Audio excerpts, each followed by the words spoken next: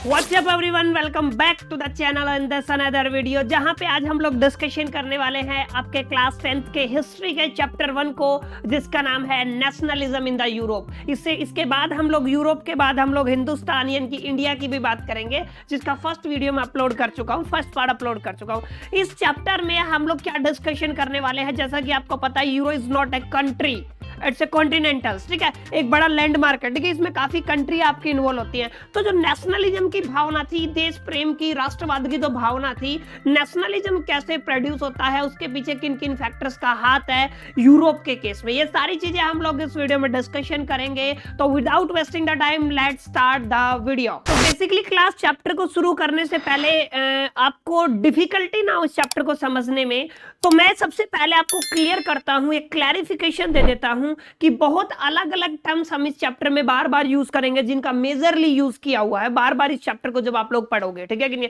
वो टर्म्स आपके सामने बार बार आएंगी। और अगर आपको उनका मीनिंग नहीं पता चला, अगर आपको उनका मतलब नहीं पता है, तो डेफिनेटली चैप्टर को अंडरस्टैंड करने में आपको डिफिकल्टी होगी जो जनरली आपको होती है। तो चैप्टर को स्टार्ट करने से पहले मैं आपको समझाऊंगा इस चैप्टर में आने वाली कुछ इंपॉर्टेंट टर्म्स। तो अब समझते हैं पहले टर्म्स को, फिर हम डिस्कस करेंगे वन बाय वन की चैप्टर कैसे चलता है, कैसे कहानी बनती चली जाती है, और फाइनली यूरोप जो कॉन्टिनेंटल्स है और उसकी जो कंट्री है, इटली हो चाहे आप लोग जर्मन की बात करो, किसी की भी बात करो, वो सभी किस तरीके से एक नेशनलिज्म की तरफ एक उस पाथ पे चले, वो सारी चीजें डिस्कशन करेंगे। तो सबसे पहली जो टर्म है क्लास, वो है आपका नेशनलिज्म, ठीक है। नेशनलिज्म इन द टर्म्स आप लोग कह सकते हो अपने देश के प्रति या फिर अपनी कंट्री के प्रति जो भी आपका लव है, जो प्राइड है, उसको हम लोग नेशनलिज्म बोलते हैं। लेकिन आपको थोड़ा ध्यान में ये देना है कि यहाँ पे नेशनलिज्म का थोड़ा सा मतलब अलग है, क्योंकि चैप्टर में किस रेफरेंस में किया है, नेशनलिज्म रेफर करता है एक फीलिंग को।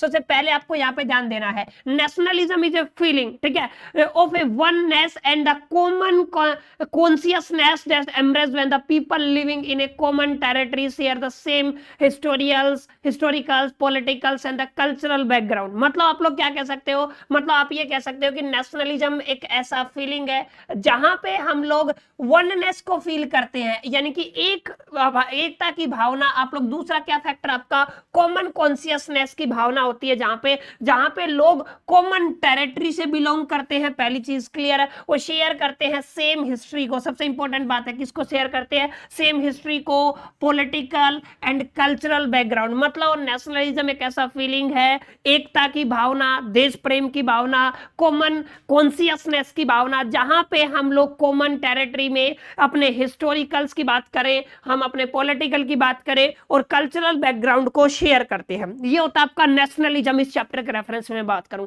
तो ये टर्म्स हम बार बार बच्चा आप यूज करेंगे, तो मेक श्योर करके आप इसको अच्छे से बना ले, इसको ध्यान से समझ ले, क्लियर है। सेकेंड टर्म जो इस चैप्टर में बार बार यूज होगी वो है आपका नेशन स्टेट, क्लियर है। अब नेशन स्टेट की अगर मैं डेफिनेशन की बात करूं तो आपको अलग अलग रेफरेंस में अलग अलग एक मीनिंग मिल जाएगा, क्लियर है। अब जब आप देखोगे नेशन स्टेट वैसे तो एक पॉलिटिकल यूनिट बोला जाता है, ठीक है। आप लोग क्या कह सकते हो, आप लोग कह सकते हो नेशन स्टेट क्या है, आपकी एक पॉलिटिकल यूनिट है, क्लियर है। जहां पे हम लोग क्या करते हैं, ध्यान से समझो, जहां पे हम लोग नेशन प्लस में नेशन को एक स्टेट के इक्वल रखते हैं या स्टेट को एक नेशन के इक्वल रखते हैं, लेकिन यहाँ पे इसका ऐसा मीनिंग नहीं है।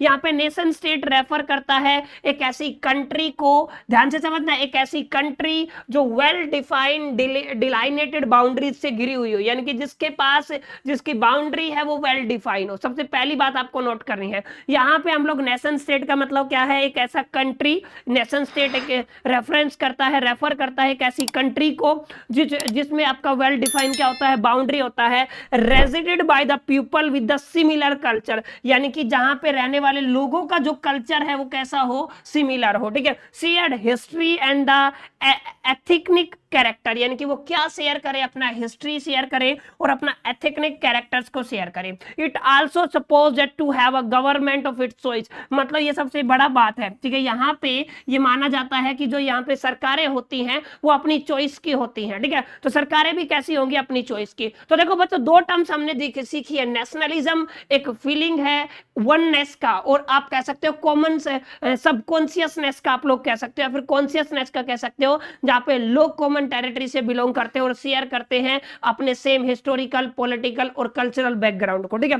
सेकंड टर्म हम लोगों ने देखा नेशन स्टेट, ठीक है। फिर आप लोग कह सकते हो नेशन स्टेट। नेशन स्टेट एक ऐसे कंट्री को डिफाइन करता है इस चैप्टर में जिसके पास वेल डिफाइंड बाउंड्रीज होती हैं, ठीक है कि नहीं। एंड आगे वहां पे इसने डिस्कशन किया है कि जहां पे जो पीपल रहते हैं वो एक ही कल्चर से बिलोंग करते हैं कहीं ना कहीं, ठीक है, और जो शेयर करते हैं सेम ही हिस्ट्री को और एक ही जैसे कैरेक्टर से बिलोंग करते हैं, ठीक है। एंड जहां पे ये माना जाता है कि जहां पे जो गवर्नमेंट है वो अपनी चॉइस की हो, ठीक है। तो यहाँ पे ये एक नेशन स्टेट टर्म है जो हम लोग बार बार यूज करेंगे। अब आगे चलोगे लिबर्टी। अब लिबर्टी का मतलब इन द सेंस ऑफ, अगर सिंपल लैंग्वेज में आप लोग समझना चाहते हो तो आप लोग कह सकते हो लिबर्टी का मतलब होता है इन द सेंस आप लोग कह सकते हो फ्रीडम। अब फ्रीडम हर एक रेफरेंस में हो सकती है। फ्रीडम अपने विचारों को व्यक्त करने की, फ्रीडम अच्छा खाने पीने की, फ्रीडम यहां से वहां घूमने की, फ्रीडम कुछ अच्छा लिखने की, मतलब किसी भी रेफरेंस में आप ले लो। लेकिन ये जो लिबर्टी टर्म है ये फ्रीडम, फ्रीडम का मतलब आजादी को रिप्रेजेंट करता है, ठीक है। तो यही पे मैंने लिखा हुआ freedom to live as you wish, आप जैसा चाहते हो वैसा जीने की जो फ्रीडम है, जो आजादी है क्लास, उसको क्या बोला जाता है, उसको लिबर्टी बोला जाता है, ठीक है। और गो वेयर यू वांट, आप जहां जाना चाहते हो वहां पे जा सकते हो, इसकी जो फ्रीडम है उसको क्या बोलते हैं आप लोग, लिबर्टी बोलते हो, ठीक है। Liberalism as an ideology aims to provide the liberty for the people, clear है। लिबरलिज्म जो है आपका एक ऐसा आइडियोलॉजी है, लिबरलिज्म क्या है आपका, एक ऐसा आइडियोलॉजी है जो आप, जिसका एम क्या है, प्रोवाइड करना liberty for the people, people को क्या प्रोवाइड करना, लिबर्टी। आई होप कि तीनों टर्म्स क्लास आपको क्लियर होगी होंगी। नेशनलिज्म क्या होता है, नेशन स्टेट क्या होता है, एंड आगे हम लोगों ने डिस्कशन किया वो क्या आपका लिबर्टी, ठीक है कि नहीं। आगे क्या है, आगे है आपका कंजर्वेटिव्स। कंजर्वेटिव्स वो लोग होते हैं जो ज्यादा बदलाव में, ज्यादा चेंज में, ज्यादा परिवर्तन में विश्वास नहीं रखते, जो ये चाहते हैं कि जैसे चीजें हैं वैसे ही रहे, उनके साथ छेड़छाड़ की जाए ना, उसमें कोई परिवर्तन हो, क्लियर है। तो इनको क्या बोलते हैं आप लोग, इनको बोलते हो कंजर्वेटिव, ठीक है। और इसको ही बोलते हैं आप लोग कंजर्वेटिज्म, ठीक है। ये एक फिलोसफी है, ठीक है कि नहीं, जहां पे इस थ्योरी में लोग बिलीव करते हैं, ठीक है। किसमें, कंजर्वेटिव थ्योरी में बिलीव करते हैं, ठीक है। ये किसको फॉलो करते हैं, ये चाहते हैं कि जो भी आपका ट्रेडिशन है, जो भी कल्चरल वैल्यू है वो एज इट इज रहे, उनके साथ कोई छेड़छाड़ ना हो, ना ही वो बदलना चाहिए। और यही एक आपका कंजर्वेटिव और कंजर्वेटिज्म एक ऐसी फिलोसफी थी जिसके बेस पे आगे जाके बड़ी सारी दिक्कतें आप लोग कह सकते हो नेशनलिज्म को अडॉप्ट करने में हुई, ठीक है। हम लोग आगे जाके उसको डिस्कशन करेंगे। तो इन शॉर्ट आप लोग समझो कंजर्वेटिव्स का मतलब क्या होता है, क्लियर। कंजर्वेटिव्स का मतलब है, कंजर्वेटिव्स वो लोग होते हैं, ऐसे लोग जो बिलीव करते हैं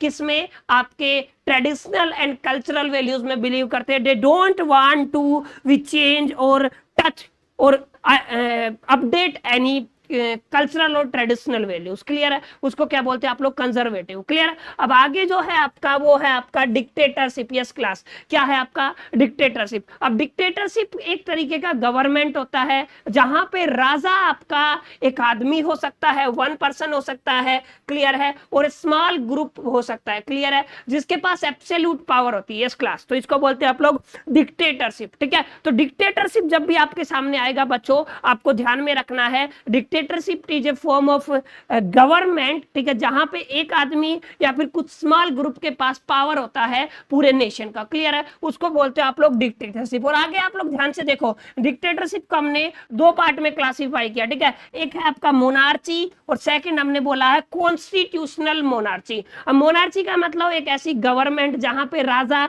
एक आदमी होता है या एक लेडीज होता है, ठीक है, या आप कह सकते हो किंग या क्वीन होता है, ठीक है, उसको बोलते हैं आप लोग मोनार्ची। और खास बात क्या है, खास बात यह है कि इसके पास एब्सोल्यूट पावर होती है, यही राजा या रानी जो भी किंग या क्वीन है वही सब कुछ डिसीजन लेता है, यानी कि everything is in the hand of the monarchy. किसके हाथ में होता है, जो भी आपका पर्सन है, आप चाहे उसकी बात करो, क्वीन की बात कर लो और चाहे आप लोग किंग की बात कर लो, ठीक है। और जो मोनार्ची है इसी को हम लोग क्या बोलते हैं, डेस्पोटिज्म। यस क्लास, डेस्पोटिज्म आप लोग एक तरीके से कह सकते हो पर्यायवाची है किसका, मोनार्ची का, क्लियर है। तो ये क्या है आपका डेस्पोटिज्म, क्लियर। आई होप कि यहां तक आपको समझ में आ गया होगा कि डेस्पोटिज्म मोनार्ची एक ही चीज है, ठीक है। अब देखो है तो ये कॉन्स्टिट्यूशनल मोनार्ची। मोनार्ची का मतलब है कि राजा तो कंट्री का एक ही होगा, चाहे वो राजा हो, चाहे रानी हो, किंग हो, चाहे क्वीन हो, ठीक है। लेकिन जो पावर है, पावर वो उसके हाथ में नहीं होगी, उसको चलना पड़ेगा वहां पे रहने वाले किसी कॉन्स्टिट्यूशन के हिसाब से। अब वो जो कॉन्स्टिट्यूशन है बच्चा, वो रिटर्न में हो सकता है और अनरिटर्न भी हो सकता है, क्लियर है। तो दोनों के बीच में आपको समझो, डिक्टेटरशिप का मतलब एक पर्टिकुलर राजा होगा किसी भी कंट्री का, ठीक है, या फिर एक कुछ स्मॉल ग्रुप होंगे, ठीक है। अब यहाँ पे आता है एक मोनार्ची और कॉन्स्टिट्यूशनल मोनार्ची। मोनार्ची का मतलब क्या है? मोनार्ची का मतलब यही है कि जहां पे पावर भी, राजा भी वही लोग हैं, ठीक है, और पावर भी उन्हीं के हाथ में, लेकिन जिनको कॉन्स्टिट्यूशन के हिसाब से चलना पड़ता है, नाम के राजा है, चलना उनको संविधान कॉन्स्टिट्यूशन के हिसाब से ही पड़ेगा, तो उनको क्या बोलते हो क्लास? उनको बोलते हो आप लोग कॉन्स्टिट्यूशनल मोनार्ची। क्लियर? तो ये कुछ ऐसी ऐसी टर्म्स है जिनका हम लोग आने वाले चैप्टर में क्या करेंगे क्लास, हम यूज करेंगे, और उम्मीद कर रहा हूं आपको ये बराबर तरीके से समझ में आ रहा होगा। क्लियर? अब आगे चलते हैं हम लोग और समझने की कोशिश करते हैं डेमोक्रेसी का मतलब क्या होता है। डेमोक्रेसी का मतलब आपको पता है एक ऐसा सिस्टम जिसमें गवर्नमेंट कंट्री की वो इलेक्टेड होती है वहां के लोगों से, यानी कि वोट के थ्रू आप लोग क्या करते हो, गवर्नमेंट को चूज करते हो, उसको क्या बोलते हो आप लोग? डेमोक्रेसी। यही मैंने लिखा हुआ है, a system in which the government of the country is elected by the people. लोगों के द्वारा जब सरकार चुनी जाती है ना, इलेक्टेड होती है, तो उसको क्या बोला जाता है क्लास? उसको बोला जाता है डेमोक्रेसी, ठीक है। ये काफी इंपॉर्टेंट टर्म है जो हम यहाँ पे यूज करेंगे, ठीक है कि नहीं। आगे है आपका सोवर्सनिटी। अब ये क्या चीज है, ये क्या बला है, ध्यान से समझो। क्लियर है? ये एक ऐसी, जैसे आपको देखा होगा अपने संविधान में भी लिखा हुआ है कि अपना जो संविधान है वो कैसा है, वो सोवर्स है, ठीक है। सोवर्सनिटी का मतलब क्या है कि जो सरकार होती है ना, जो गवर्नमेंट होती है, ठीक है, उसके हाथ में ही पूरी कंट्री होती है, आप लोग कह सकते हो, ठीक है। पूरी कंट्री का कंट्रोल किसके हाथ में होता है? गवर्नमेंट के हाथ में होता है, ठीक है। तो इसको क्या बोलते हैं आप लोग? इसको बोलते हैं आप लोग सोवर्सनिटी। क्लियर? उम्मीद करता हूं क्लास आपको यहां तक समझ में आया होगा कि जब आप लोग चीजों को समझना स्टार्ट करते हो, जहां पे आप लोग डेमोक्रेसी की बात कर लो, जहां पे आप लोग सोवर्सनिटी की बात कर लो, ये कुछ ऐसी टर्म्स है जिनका हम बार बार अपने चैप्टर में यूज भी करेंगे, और इन्हीं की वजह से बहुत सारे बच्चों को, स्टूडेंट्स को कंफ्यूजन क्रिएट होता है, और इसी कंफ्यूजन की वजह से ये चैप्टर हार्डशिप या फिर हार्डर बनता जाता है, क्योंकि हिस्ट्री है, कुछ याद भी करना पड़ता है, कुछ ऐसी टर्म्स जो आपने पढ़ी ही नहीं, तो डेफिनेटली चीजें आपके लिए हार्ड होती चली जाती है। क्लियर है? तो यहां तक आई होप कि आपको समझ में आ गया होगा एग्जैक्टली क्या मीनिंग है। नाउ अब चलते हैं हम लोग सफरेज। अब सफरेज बहुत आसान है क्लास। सफरेज एक राइट होता है, एक अधिकार होता है, आप लोग कह सकते हो राइट फॉर द वोट, यानी कि आप वोट डालने का अधिकार, मताधिकार आप लोग बोल सकते हो, ठीक है। हिंदी में जो बच्चे देख रहे हैं, ठीक है, आप लोग क्या कह सकते हो? मताधिकार। क्लियर है? यानी कि वोट डालने का जो अधिकार होता है ना बच्चों, उसको क्या बोला जाता है? उसको बोला जाता है suffrage, right to vote for the political election. जो भी राजनीतिक चुनाव होते हैं, पॉलिटिकल इलेक्शंस होते हैं, वहां पे एक ऐसा राइट वोट डालने का, उसको क्या बोला जाता है? उसका बोला जाता है सफरेज। इस टर्म का बहुत यूज करेंगे, मैक्सिमम यूज करेंगे क्लास, तो take it serious and understand it well, ठीक है कि नहीं। क्योंकि ये बार बार टर्म्स हम लोग जब चैप्टर पढ़ेंगे तो आपको पता चलेगा कि आपका जो सिविल कोड आया था उसमें काफी खामियां थी, वहां पे एक सफरेज को इंट्रोड्यूस किया, बाद में उसके पॉइंट को करेक्ट किया गया, वो सारी चीजें क्लास हम लोग यहाँ पे क्या करते चलेंगे? अंडरस्टैंड करते चलेंगे, ठीक है। आगे है आपका इंडस्ट्रियलिज्म। इंडस्ट्रियलिज्म का मतलब क्या है? देखो दो तरीके की आपको चीजें मिलेंगी। एक ऐसे लोग होते हैं, क्लियर, जो अपना जो रोजी रोटी है वो एक तरीके से आप लोग कह सकते हो खेती बाड़ी से चलाते हैं, ठीक है, और ऐसे एरियन को हम लोग अर्जिन सोसाइटी बोलते हैं, ठीक है। यहाँ पे फैक्ट्रीज का आना, कंपनीज का आना और इसका डेवलपमेंट होना, क्लियर है, ट्रांसफॉर्म होना, क्लियर है, इंडस्ट्रीज का आना, वो क्या कहलाता है? इंडस्ट्रियलिज्म, क्लियर है। तो ये टर्म्स का भी क्लास हम लोग बार बार क्या करेंगे? यूज करेंगे और अंडरस्टैंड करेंगे कि क्या मीनिंग होता है इसका, क्लियर है कि नहीं। अब एनेक्सेशन, ये काफी टर्म है, आपको पता होगा, आपने सुना भी होगा। एनेक्सेशन का मतलब एक ऐसा एरिया जहां पे क्या होता है? एनेक्सेशन का मतलब क्या है? किसी चीज के ऊपर अपनी सत्ता को साबित करना। हम शक्ति का यूज करके, पावर का यूज करके एक पर्टिकुलर एरिया पे क्या करते हैं? रूल करते हैं, यानी कि हम अपनी हद को शक्ति का यूज करके बढ़ाते हैं। जैसे किसी ने एनेक्स कर लिया किसी एरिया को, मतलब उसने क्या किया? उसने किया है उस एरिया को कंट्रोल, यानी कि उस पे अपनी पावर का यूज करके उसको क्या कर लिया? छीन लिया है। तो उसी को क्लास क्या बोला जाता है? उसी को बोला जाता है एनेक्सेशन, ठीक है। Annexation taken of the piece of a land, ध्यान से समझो, मैंने लिखा हुआ पीस ऑफ ए लैंड और द कंट्री, किसी भी जमीन के हिस्से या फिर किसी भी कंट्री का हिस्से को हम लोग लेते हैं, ये यूजुअली बाय द फोर्स, किसकी मदद से? फोर्स की मदद से। और आप लोग कह सकते हैं विदाउट परमिशन, बिना परमिशन के, तो उसको क्या बोला जाता है क्लास? उसको बोला जाता है एनेक्सेशन। ये काफी इंपॉर्टेंट टर्म्स है, उम्मीद करता हूं आपको समझ में आ रहा होगा अच्छे से। वन बाय वन आप इनको करो, बनाते रहो, डेफिनेटली ये चीज आपकी हेल्पफुल होंगी, ठीक है। और आप, आई होप कि आपको समझ में आ रहा होगा, ठीक है, वन बाय वन